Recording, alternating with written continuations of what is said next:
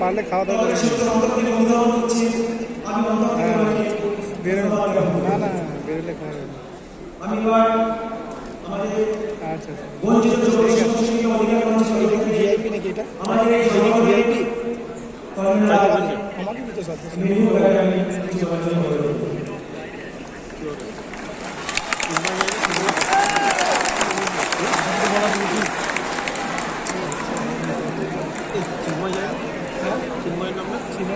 এবং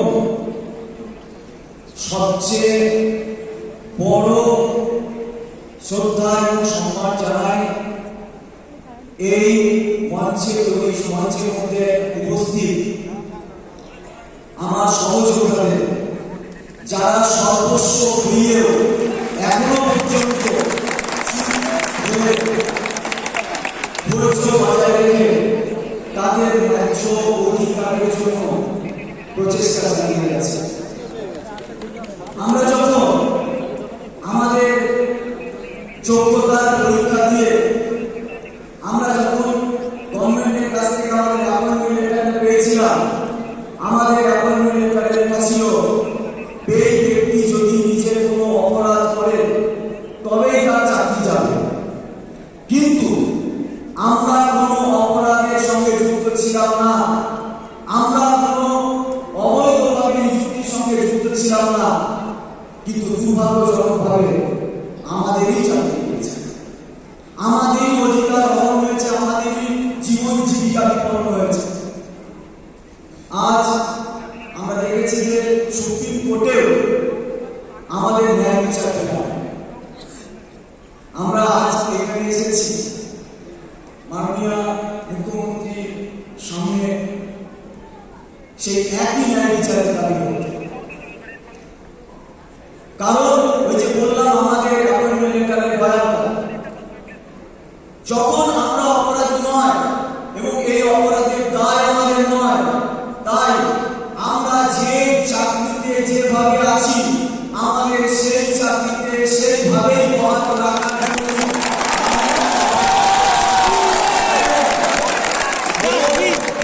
7 বছর আগে আমরা পরীক্ষা দিয়ে আমাদের যোগ্যতার প্রমাণ দিয়েছি। আজ এখানে উপস্থিত যত সরকারি কর্মচারী আছে, ইনক্লুডিং সুপ্রিম কোর্টের যে জাজ মহাশয় আমাদের জাজমেন্ট কপিটা লিখেছেন, তাকেও যদি আজকে আবার পরীক্ষা দিতে বলা হয়, আমার মনে হয় না তিনি সাকসেস হতে পারবেন। আমরা দ্বিতীয় পরীক্ষা দিতে চাই না, অন্তত এই চাকরি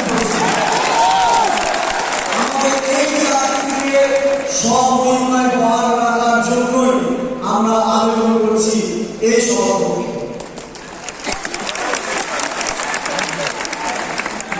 এবং আমরা জানি যে একটা কোর্টের ধাক্কা আমরা খেয়েছি এবং কোথায় chief justice of India bench, তার আইনি যোগ্যতা অনেক, কিন্তু তারপরেও এখনো দুটো স্তর এখনো বাকি আছে।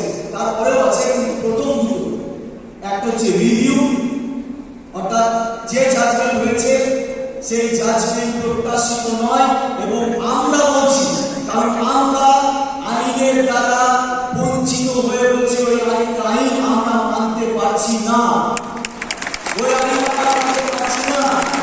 তারপরেও ওই আইনকে পুনর্বিবেচনার জন্য আমরা তো সুপ্রিম কোর্টে যাবই, যেমন ভাবে গিয়েছিলাম। আমরা আমাদের রাজ্য সরকারকেও এবং আমাদের গৃহমন্ত্রীকেও রিভিউ পিটিশনের জন্য যাওয়ার জন্য অনুরোধ করব। শুধু যাওয়া নয়, গেলেই হবে না, সেই দুটো পিটিশন থেকে আমাদের ফিরিয়ে নিয়ে আসার জন্য উপযুক্ত এবং যথোপযুক্ত ব্যবস্থা করতে হবে।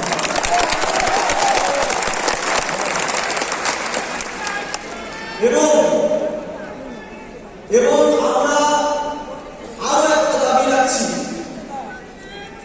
এই যে বিচারপতি আছে তার কাছে আমরা রিভিউ চাইছি না, সেই সময়টাকে ব্যবহার করতে হবে।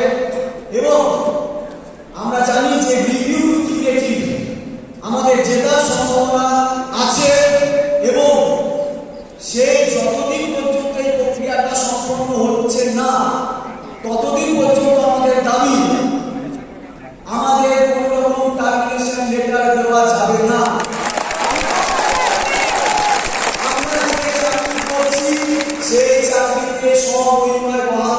চায় এবং এর জন্য কোনো কন্টেন্ট বা কমিশন আছে, আমরা সেটা জেনেছি। আর এই পর্বের মধ্যে কোনো পরীক্ষার বিজ্ঞপ্তি দেওয়া যাবে না।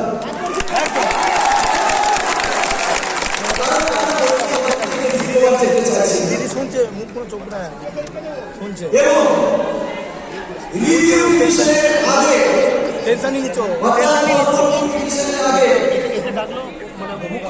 রিভিউ এবং পিটিশনের আগে আমাদের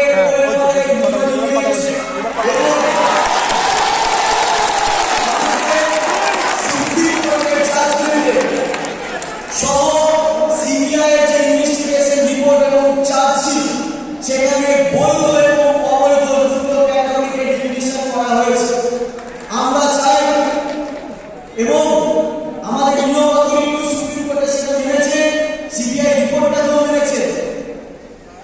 তারা তার মানে মেনেছেন যে যারা বৈধ তাদের পক্ষে আমরা আছি, তাই বৈধদের একটা পরিচ্ছন্ন তালিকা নিয়ে রিভিউ পিটিশনে যেতে হবে।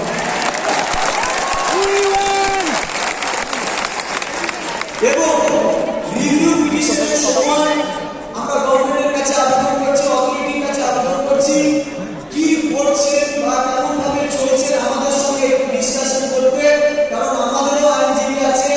যদি কোনো কিছু সুরাহার জন্য আমাদের একটু আলোচনা পর্যালোচনার প্রয়োজন হয়, সেই কাজে যেন আমাদের সহযোগিতা করা হয়।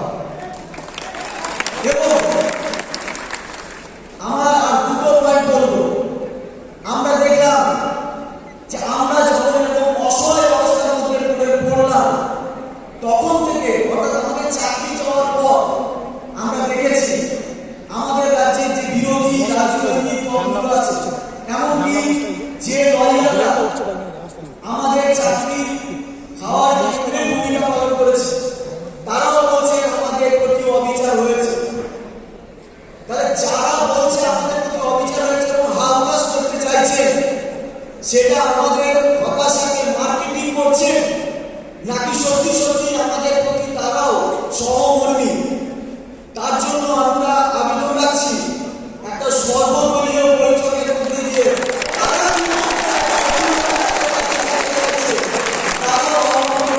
দেখি তারা, আমরা জানি রাজনৈতিক দলগুলোর মধ্যে একে অপরের রাজনৈতিক সংঘাত বা রাজনৈতিক বিরোধিতা আছে, কিন্তু তারা আমার অবিচারের প্রশ্নে যদি এক হয়, তাহলে তারা কি করতে চাইছে এবং কিভাবে আমার নিয়োগ মানে আমার পুনরায় আমাকে নিয়োগ করার ক্ষেত্রে তাদের যাতে কোনো বাধা না থাকে, তাই তাদেরকেও যাচাই করার প্রয়োজন।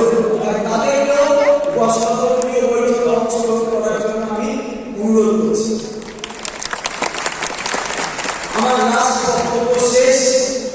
আমরা দেখেছি আমাদের মানে কোর্ট রুমের অভিজ্ঞতায় আমরা অন্তত একটা জিনিস আবেদন রাখছি যে রিভিউ এবং কিউরেটিভের ক্ষেত্রে যাওয়ার মধ্যে একজন দক্ষ আইনজীবী আমাদের অভাব অনুভব করেছিলাম। তাই যে আইনজীবীরা মানে লড়াই করে অনেক খুব ভালো ভালো কেস মানে খুব একদম মানে লোয়ার লেভেলের কেসকে জিতিয়ে আনতে পারে, আমাদের ক্ষেত্রে আমরা সেই উচ্চবিত্ত আইনজীবীটাকে চাইছি। এই আমাদের আবেদন। এবং শেষ সময় একটাই আবেদন, আমরা যেন এই চাকরিতে বহাল রাখতে পারি। আমাদের সরকারের কাছে আমাদের তো আছে, কিন্তু আমাদের কোনো চাকরি হারা আমাদের অবস্থা খুব সংকটে। আমরাও চেষ্টা করেছিলাম কপিল সিব্বল মুসিমি স্যারকে নিয়ে আমাদের যাতে আমাদের সুরাহা হয়, কিন্তু আমরা হেরে গিয়েছি। কারণ হেরে যাওয়ার কারণ ছিল দুর্নীতির সাথে দ্বন্দ্ব রাখা কাজের কাঁধে জলে সর্বশেষ বসে বিচার হয়নি, সেটা হয়নি। সেই বিচার ব্যবস্থা আমাদের সঙ্গে ন্যায় কাজ করেন এবং কোর্টরুমের মধ্যে যে বিষয়টা আলোচিতই হলো না তার উপরে জাজমেন্ট হলো। সারাক্ষণ টেন্টেড বলে গেল, বাছাই করার কথা বললো, কিন্তু যখন জাজমেন্ট লিখবেন জাজ এবং তখন লিখবেন পরীক্ষা ব্যবস্থার মানে খারাপের জন্য, পরীক্ষা ব্যবস্থাটাই খারাপ ছিল, তার জন্য আমি প্যানেলটা ক্যান্সেল করেছি।